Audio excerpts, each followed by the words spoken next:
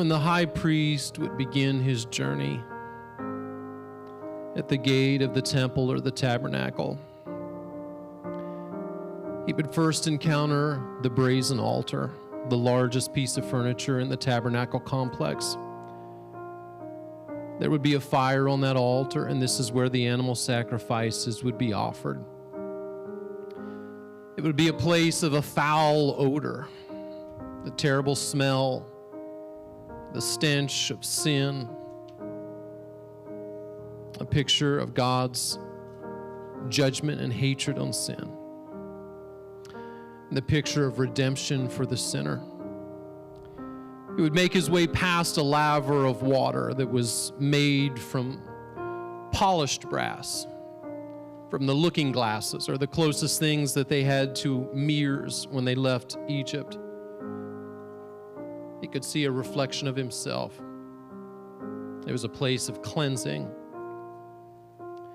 From there, he pressed on and entered the tabernacle structure proper, a tent with 7 layers into which no natural light could penetrate. He would enter a room with 3 pieces of furniture, a golden lampstand representing the Spirit of God that lit the way, the table of showbread representing the bread of life and fellowship with the Most High, and an altar of incense where a beautiful fragrance would rise to drive away the foul stench of the courtyard and the brazen altar and the animals and death and all of those things.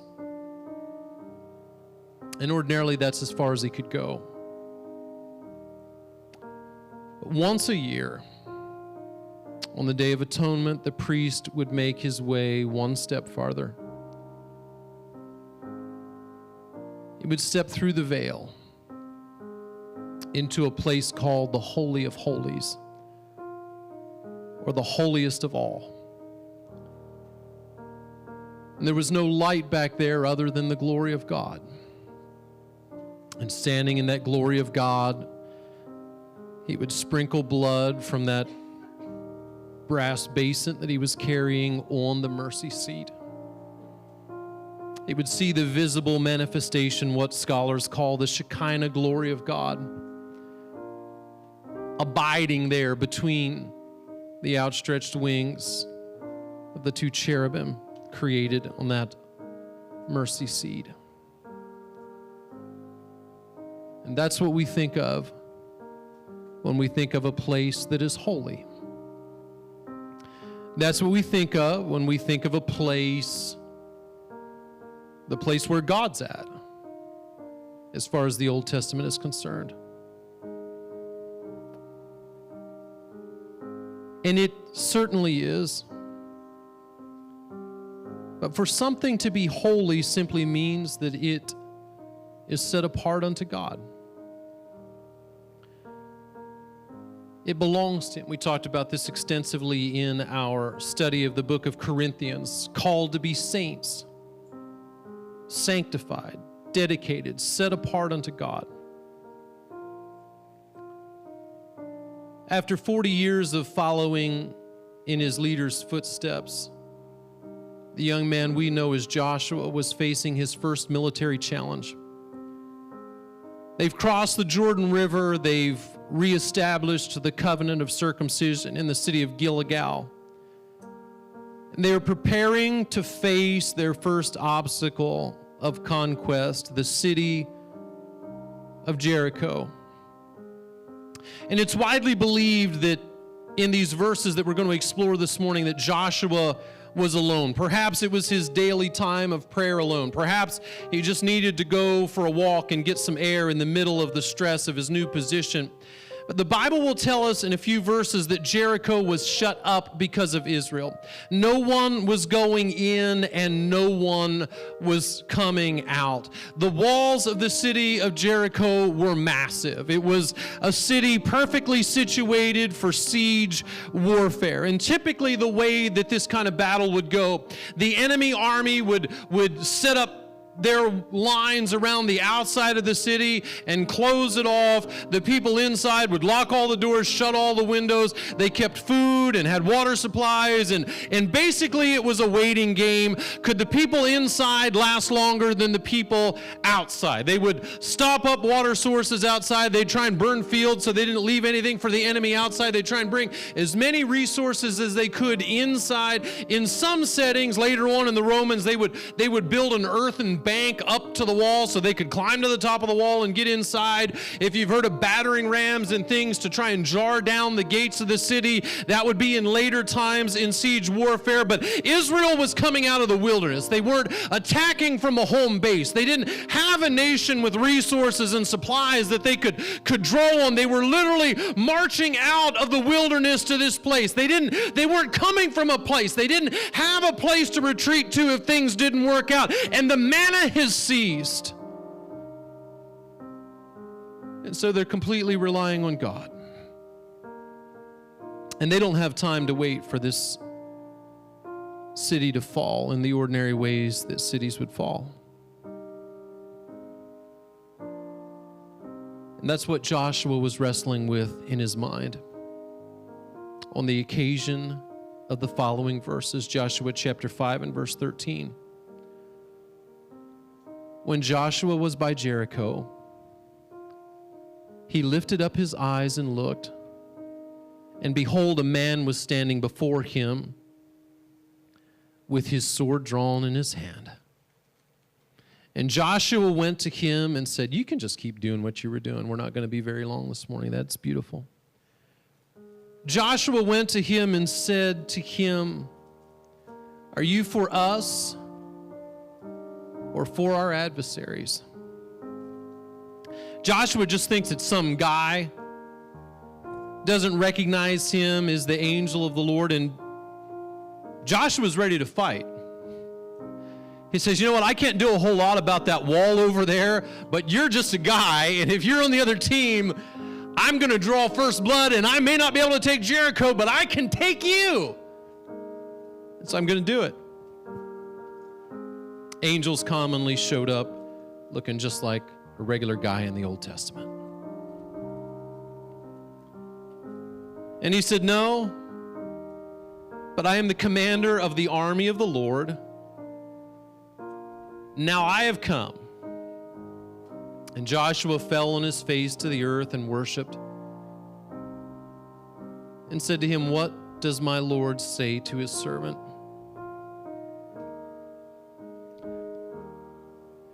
And the commander of the Lord's army said to Joshua, "Take off your sandals from your feet, for the place you are standing is holy." Now hold on a minute. When you describe that holy place, we sing a song about it, "Into the Holy of Holies," and God's presence moves, and that place is holy. That makes sense. It's behind a veil.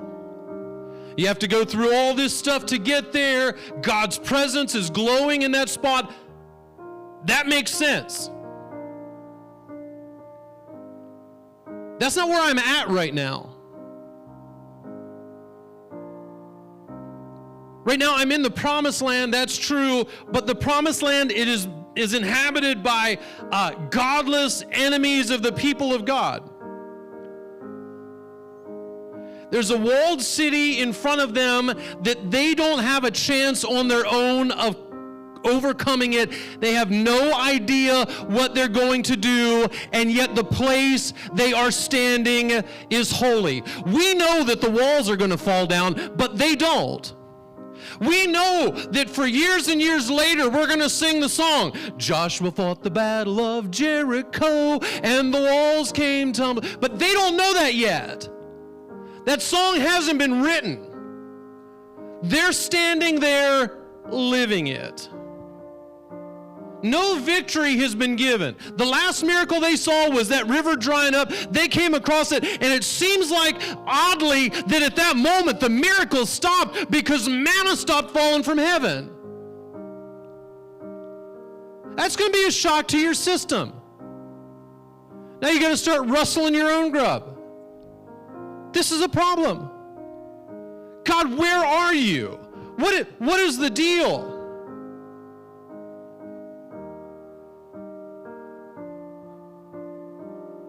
Problems on every side. Questions that don't seem to have any easy answers. No clarity on what they're supposed to do. It's going to be the next chapter that God tells him, well, this is what you do. You march around and you do this thing and this is all going to happen. He hasn't told him that yet. Hasn't revealed his plan. Hasn't explained to him the victory that is on the way. We know it because we know the story well, but we've got to zoom out of that. We've got to put a veil over our minds. If we want to understand where Joshua is standing, we need to understand it the way Joshua would have seen it that day. Problems, confusion, mayhem, loneliness. He probably wished Moses was there.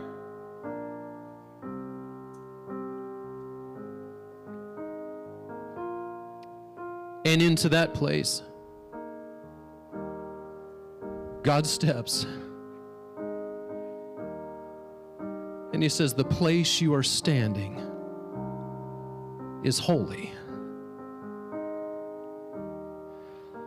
It wasn't under a church building.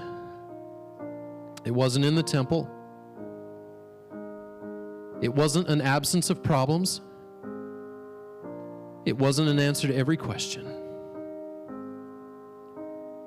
It wasn't a fallen wall or a vanquished enemy. And God showed up and spoke to his servant.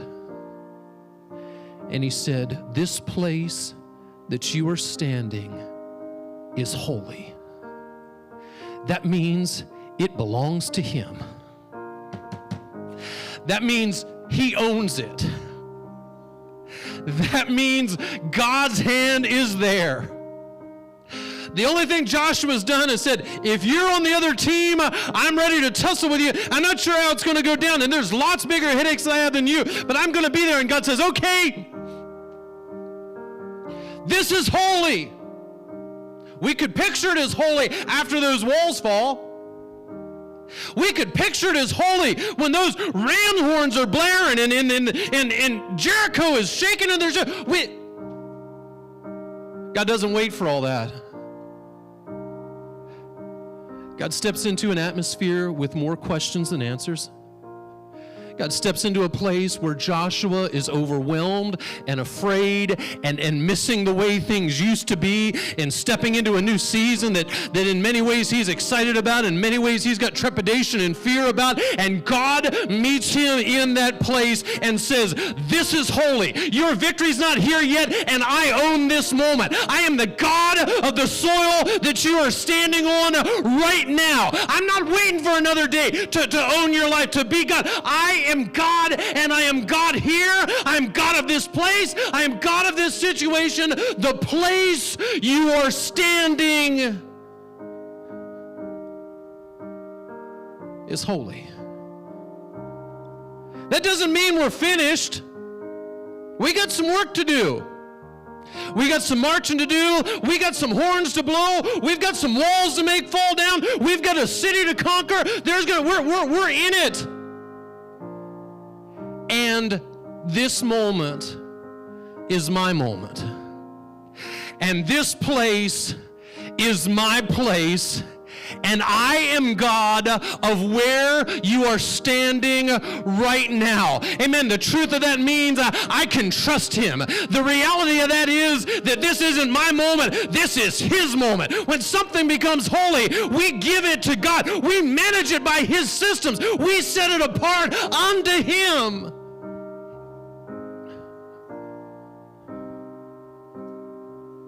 And God doesn't just show up to be the God of the moments of our victory. No. God shows up before that. God shows up before the walls have fallen. God shows up before the trumpet sounds. God shows up when there isn't a single answer to a myriad of questions, and he says, hey, I own this spot. It's mine. The place you're standing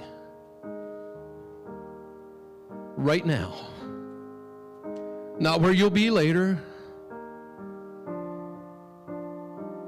The place you are is holy. Moses, it seems, knew from his early childhood his destiny. It seems Jochebed instilled it as she was hired by Pharaoh's daughter to raise this young child, that he was raised for a purpose, that he would be a deliverer, that God would use him. And he tried to accomplish it in a system other than God's system, and it didn't work out. And so he went off into the desert to sulk for 40 years. But eventually his heart softened. And eventually he was ready to hear the voice of God. And in Exodus chapter 3 and verse number 1, Moses was keeping the flock of his father-in-law Jethro. And he led his flock to the west side of the wilderness, and he came to the mountain of God.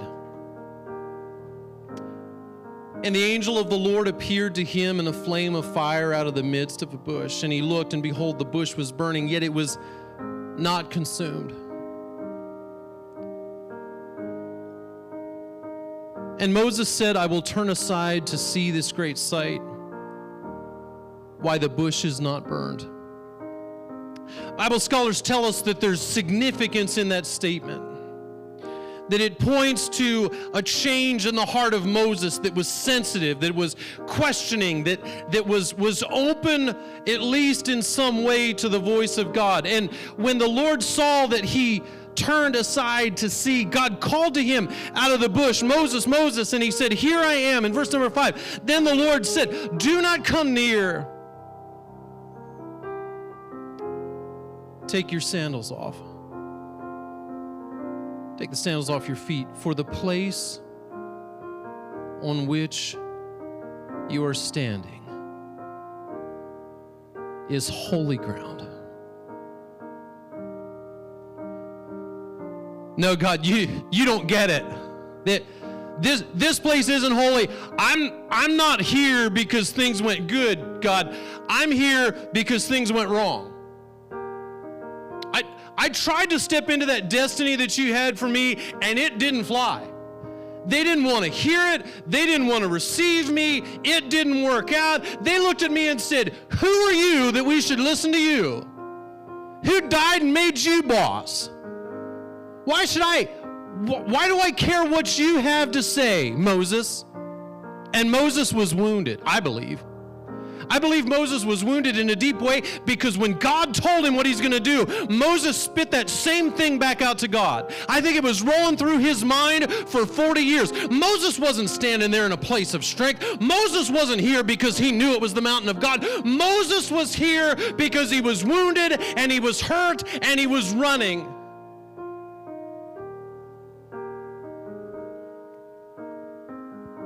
And God showed up and said, no, Moses, you don't understand. This place is holy. Moses, not only are you going to find me in a brand new way, but you're going to bring other people to find me in this same place. Moses, I know there are things that you've given up on, but I haven't given up on them, and this place is holy. This place where you thought God couldn't find you. This place where you thought you would just disappear into the background until the sunset. God says, no,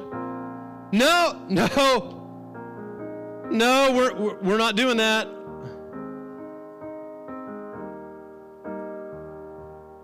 The place you're standing is holy. With all of his questions, with all of his hurts, with all of his wounds, with all of his self-doubt, with all of the questions that weren't answered, with many battles still to fight, with many difficult conversations that he would still have to have, direct confrontations with his enemy. As yet, not one brick had moved, not one shout of victory, no miracles yet. Coming soon, yes, but not yet. Right now, all there is trouble and problems and wounds and things that are bigger than us and questions that we don't have answers to. And friends and neighbors, it's into those kinds of situations that God wants to speak to us today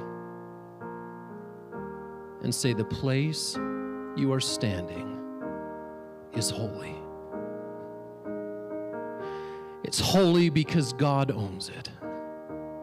It's holy because God wants to meet us there. And if we, like Moses and Joshua, will acknowledge and obey his voice, then God can step into this place that doesn't look like anything's happening, and do things that we could never imagine.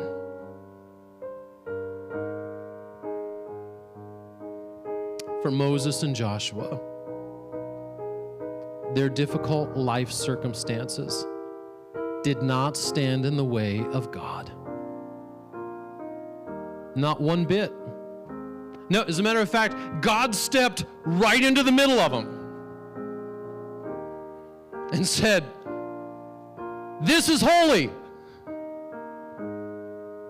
Walled city, Pharaoh, desert, mess. I was talking to a friend of mine, Randy, that was with me this weekend. And I don't know how we got on this subject. He was telling me a story about when he was in middle school, and he got in a fight with this guy that was like a grade or two above him, and he beat that guy up pretty handily. And that was great. But then after school, that guy got all of his buddies that were a grade or two up and waited for him outside the school. He said, I was standing there, and I looked down at those guys coming, and he said, I thought, oh boy, I'm going to get it now. And initially, all his friends were standing around him. But then, when those guys came out and started coming for him, and they all knew what was going down, he said, I looked around, and all my buddies were gone, except this one guy. His name escapes me right now. I looked back. This guy wasn't a real great fighter. He was kind of nerdy. He studied a lot. His mom, put sunscreen on him and made him wash his hands and all that weird stuff. Like he was that guy. But he was standing in there, right? Like problems and situations and mess. At least Fred's with me. He said, I've never forgotten that. He said, Fred didn't abandon me in the midst of things when things were going haywire. And child of God, God doesn't either. He didn't show up when the walls fell and say, okay, I'm here, I'm ready to be God. No. He was there when those walls looked impenetrable. God didn't wait until Pharaoh was destroyed and say, okay, I'm God. I own this spot. This is mine. No. He showed up before he even convinced Moses to go, and said, this place is holy. I'd invite us all to stand today. God didn't call them a new direction. God didn't say, yeah, Jericho's going to be tough. You know what? Let's just skip that and let's go another way. No. He said, this is mine. I'm going to handle it. Let's walk forward. And Joshua did, And he saw some of the greatest miracles of his entire life in ministry. And they were wrapped up in this moment of problem that God said, I own. God didn't acquiesce when Moses said, I don't want to go. God said, you're going. He said, I own this place. And Moses stepped in, and Moses got to see miracles that God would use to define himself. The God of limitless power would look back throughout the Old Testament, and he would define himself by what he did through Moses in the coming days and weeks and months. And he would say, I am the God that brought you out of Egypt. Moses is standing on the threshold of that, and all it looks like is problems. And God says, I own this place. It's unrealistic for us to expect when we face a problem and a difficulty that God is just going to rapture us out of that thing all the time. Sometimes he does, and when he does, it's awesome. Sometimes he stands there at the front of that ship and says, peace be still, and everything just stops that quick, and we move on, and that's great, and that's wonderful. We can ask God for that. We can believe God for that. But I'm not an evangelist that's going to be gone next Tuesday and never have to be with you in your problems. I'm your pastor.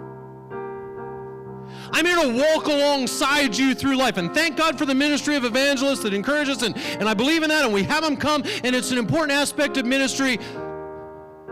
I'm your pastor. I'm here for the long haul. And what I want you to know is that God doesn't always do it that way. But that doesn't mean he doesn't own that spot.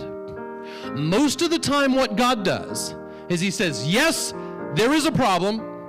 Yes, there is a difficulty. Yes, there is something bigger than you that you don't have the resources for, and the answers and the questions or the strength or whatever the thing is. Yes, there is the thing that's keeping you up at night. Yes, there is the thing that's the first thing you think about when you wake up in the morning and the last thing you think about before you go to sleep at night. It's hanging over you. It's robbing of you of your peace. It's causing you anxiety and fear and stress and all the things. And God says, you know what? He steps right in the middle of that. He doesn't go off somewhere else and say, hey, I'm over here. No, he steps right into the middle of that place, plants his feet, and says, the place you are standing is holy, and I am with you, and I'm going to walk with you, and we're going to go through this, and you are going to see the hand of God. That's not what we like to hear. We like the easy out. We like the escape hatch. We like the peace be still. And that's wonderful and that's miraculous. And sometimes he says we're walking into it and we're just going to make those walls fall down. And sometimes he says we're just going to walk into that throne room and we are going to bring that Pharaoh to his knees. Sometimes he says we're not gonna see my miraculous power in the way I move this problem out of the way. Sometimes we see his miraculous power as our God steps into that place with us and says, this is holy. He doesn't just live behind veils in glory temples. He doesn't just live in sanctified, amen, beautiful places covered in gold and silver and precious things. He doesn't just dwell in a cloud of incense behind the golden altar. No! He steps right out into the middle of the dusty roads of life with us. And he puts his arm around our sagging shoulders and he says, the place you are standing is holy. This is mine. I'm at work here and I'm going to do the miraculous in your life. Let's all come and find a place to pray. If you feel what I feel in this place this morning, when I began to talk about that thing that you think about at night and wakes you up in the